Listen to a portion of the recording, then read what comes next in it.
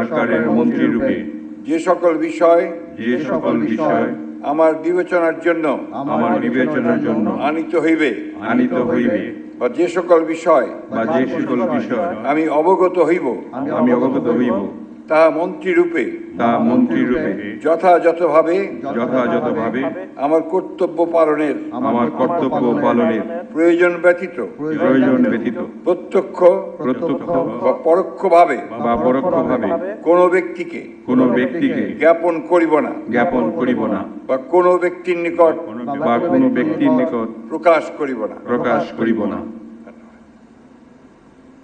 এখন মাননীয় মন্ত্রীগণকে তাদের পদের শপথ ও গোপনীয়তার শপথপত্রে স্বাক্ষর করার জন্য এবং স্বাক্ষর শেষে নির্ধারিত আসন গ্রহণ করার জন্য বিনীত অনুরোধ জানাচ্ছি।